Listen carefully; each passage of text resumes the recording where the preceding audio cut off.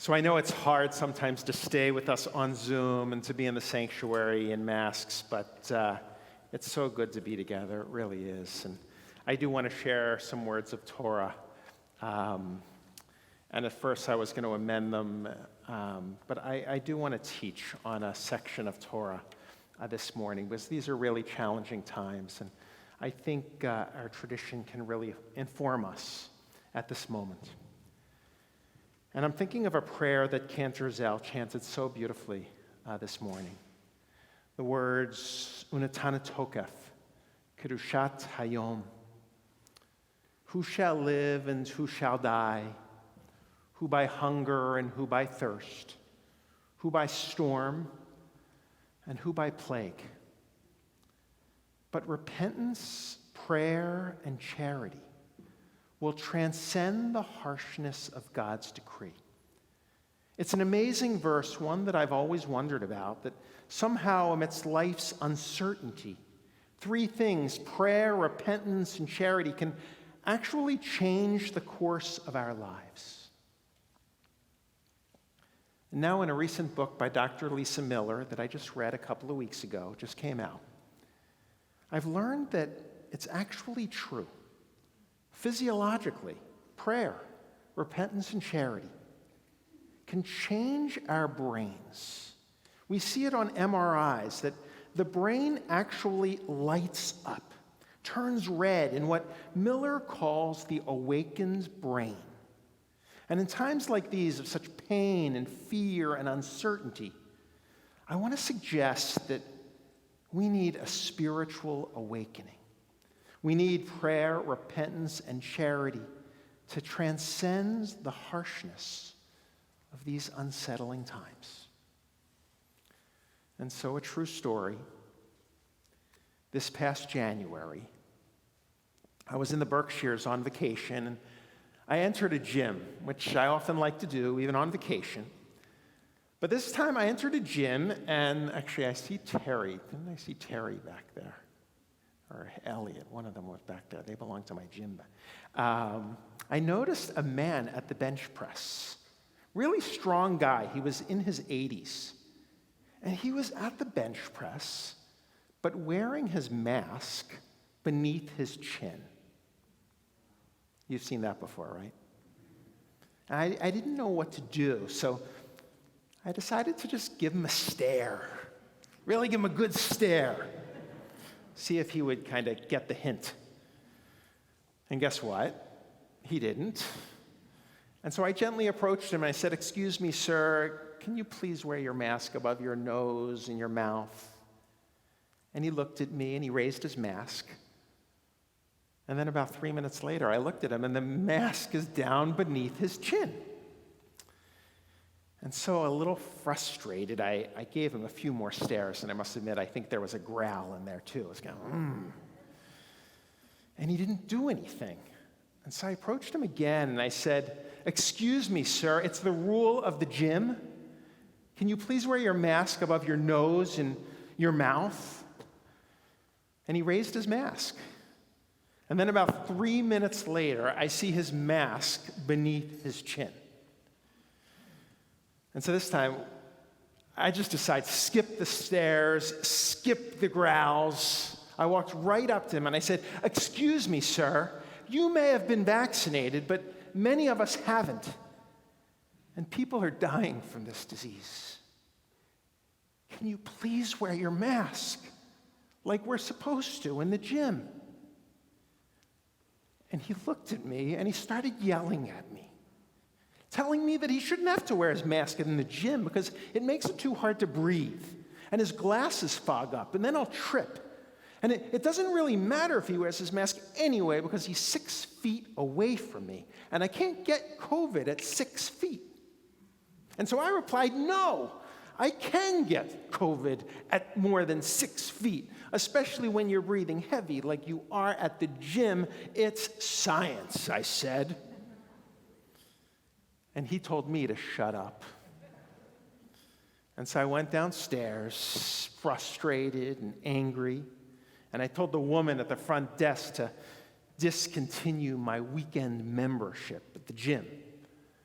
And more importantly, maybe do something about the guy upstairs who wouldn't wear his mask over his mouth and his nose. And I went home pretty upset, and I told my friends about the man who wouldn't wear his mask in the gym until the phone rang. And I picked it up, and it was the gym. "Hello, is Mr. Sisenwine there?" the voice said. "Speaking," I replied. "Mr. Sisenwine, I heard about your experience at the gym today, and I am just so sorry. As soon as you left, I ran upstairs to see the man without the mask.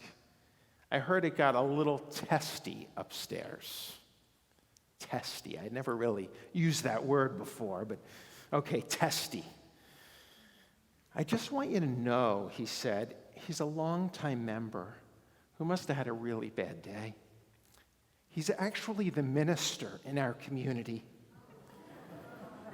I'm really sorry." And I realized it's been a tough year for all of us. We need a spiritual awakening. Rabbis, ministers, all of us. We need a spiritual awakening modeled after our prayer book, prayer, repentance, and charity. And by doing these things, I want to suggest, as Dr. Miller writes, that our brains will light up and we'll actually live healthier and happier lives. A little more patient, a little more gentle, more at ease with the world. So here we go, 3 things. 1, prayer we read. You see, I was so upset at the gym that day, so frustrated that I had to leave my workout. But what I realize now is that I didn't need a workout. I needed to work it out. You see, according to Miller, there are 2 ways of acting in the world. There's achievement awareness and awakened awareness. And I was only living in achievement awareness, where we know where we need to go. We need to work out in a certain way, at a certain time, in a certain place, in order to be healthy, to get home, to be with our friends, to complete our tasks. We set goals for ourselves. That's the importance of achievement awareness, to achieve, thinking that by doing so we'll arrive at the perfect outcome. And it's all up to us. If only I get my kid into the right school, or if only I get the right score, or I attain the perfect job, then I'll be happy. It's a mental exercise that we play that is soothing, especially at this time of uncertainty, because it provides structure and gives us a sense of control. The problem is that it's not true. There is not one path to happiness. And even if there were, we wouldn't know it anyway. And an overemphasis on achievement awareness, knowing where we need to go and when, will only lead to stress and anxiety, sadness, and sometimes deep depression. I see it in our community. We need to balance achievement awareness with what Miller calls awakened awareness. When we realize we're not the makers of the path, we are the seekers of our path. It is not about controlling life, it is about learning from life. It is about stepping back and gaining perspective. When we actually open ourselves up, and more choices open up before us. And by doing so, we actually begin to connect to life in new ways. Balancing achievement awareness and awakened awareness, we experience the awakened brain. What today I'm going to call Jewish spirituality. A beautiful place to live, where our brains light up and we're happier even when life is uncertain. There's a story of a man who won a fancy car in the lottery. His friends and his family were so happy for him. They came to celebrate. "Isn't it great?" they said. "You're so lucky. You won a car." And the man smiled and he said, "Maybe. I don't know." And for a few weeks, he enjoyed driving the car until one day someone crashed into it. And the man ended up in the hospital. And his family and friends came to the hospital and said, "Oh, that was so unfortunate." And the man smiled and said, "Maybe. I don't know. While he was in the hospital, one night there was a landslide and his house fell into the sea. Again, his friends came and said to him, "Oh, you are so lucky to have been here in the hospital." And he said, "Maybe. I don't know." We read in the Talmud, interestingly enough, teach your tongue to say, "I don't know." I don't know. We need to say, "I don't know," because life is filled with uncertainty, especially now.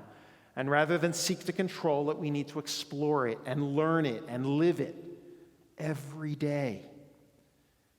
God said to Abraham in the beginning of the Torah, "Lech lecha," go forth.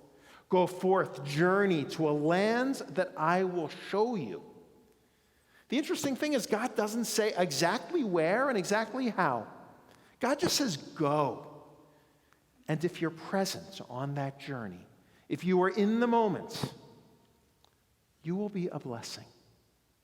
That's Jewish spirituality. And how do we do it? Well, gaining perspective through prayer. Many of you have done it on Zoom all year. Mindfulness, meditation, yoga, anything that helps you distance yourself from control and enable you to observe life and not judge it, but greet it with curiosity. Studies show that one of the greatest ways is very accessible to all of us. Many of us have done it this year, a walk through nature. But studies show that it can't be through the neighborhood or to Starbucks. You need to do it in nature, 30 or 40 minutes, where you can feel small. Because when you feel small, you know you can't see everything. That's perspective. That's number one, awakened awareness. But we don't even need just awakened awareness. We can access something called, according to Miller, awakened connection, which I'm going to call teshuvah in our prayer book, changing directions. I was so mad at that man in the gym. I couldn't even look at him. I just ran downstairs. But now I know that the brain lights up when we connect with other people. Rather than distance myself from him, I wish I would have said to him, rather than, "Can you please wear your mask over your mouth and your nose?" I wish I would have come to him with curiosity and said, "Is there a reason why you aren't wearing your mask in the gym?" Maybe I would have seen him. And maybe he too would have seen me and even asked why I was so concerned about his wearing a mask in the gym. Had he said that, I probably would have told him that I'm a rabbi. And I've lost 4 members of my community in the last 2 months to COVID. And I'm sad. And I'm scared. I bet we would have connected in that moment. I bet we have a lot in common. That's spirituality. Recently, a woman of TBE said she's leaving the synagogue. She told me it's too liberal, echoing the polarization in society. We have too many liberals at Temple Beth Elohim. And of course, I was really sad to see her leave. I felt that the synagogue had failed her. But what I realized was that our synagogue's failure was not in having too many liberals or too many conservatives.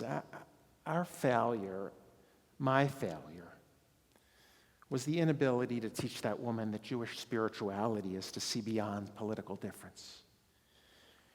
It's to greet all human beings with curiosity, to not run away from them, but to run towards them, liberal or conservative, and to find the commonality of the human experience and connect. That is Judaism's greatest gift to the world, monotheism, that we are all God's children. And yes, we should disagree and advocate for our values in the public square, but we are all created in the image of God, wonders to explore and learn and turn and love. And right now, our country needs a spiritual awakening. We saw it this summer on the Cape. Of all places, the Cape on vacation. People were throwing food at servers in the restaurant. We need a spiritual awakening. Last week, I read an article about the lieutenant governor of Hawaii, Jewish guy, probably in shul right now. 5 hours early, right? He's there early to get a seat. After announcing a vaccine mandate, nearly 100 vaccine opponents gathered outside of his family home, yelling, blaring music, and shining strobe lights into the windows of his children's bedrooms. And he said, I understand their right to protest, but they should protest me at my place of work where I'm the lieutenant governor, not flashing a strobe light into my family's apartment. I guess the good thing was that he wasn't even home that night. He was on the Big Island, I'm told, where he works his other job as an emergency room doctor, treating mainly COVID patients. Clearly, they didn't see him. More questions, more curiosity, less judgment. Because this year, my sense is that we've all been the minister at times, probably a little too cavalier, walking our own way, getting where we want to go. And sometimes, maybe we've all been the rabbi, a little too quick to judgment, ready to turn away rather than turn towards. We need awakened connection. But finally, according to Dr. Miller, it's not just awakened awareness and awakened connection, it's awakened heart, which I'm going to call our third tzedakah. So 1, awakened awareness, prayer. At a time of great uncertainty, instead of seeking to control our world, we need to learn from it, curiosity and wonder. 2, teshuvah, awakened connection. At a time of great fear and curiosity, rather than run from each other, we need to turn to each other and see each other. And 3, awakened heart, tzedakah, at a time of great uncertainty and fear, when many of us want to hoard and save, we actually need to give. For by giving, we not only connect with others, but we realize we're big, we matter, we have purpose, but we're small, we're part of the universe, which gives us that perspective. Big, small, prayer, turning, charity. And by doing so, our brains will light up. And to paraphrase Dr. Miller, we will see that our world is alive and talking to us. By doing so, we'll feel the loving embrace of others and of life itself. By doing so, we'll know that we matter, that we belong, and that we're never alone. That's how I want to live, even when lifting weights in the gym. L'Shana Tova, I hope 5,782 is a year of health for you. I hope 5782 is a year of curiosity and wonder, of meeting, of seeing, of learning, of loving, of growing. Happy New Year. Good Yom Tov.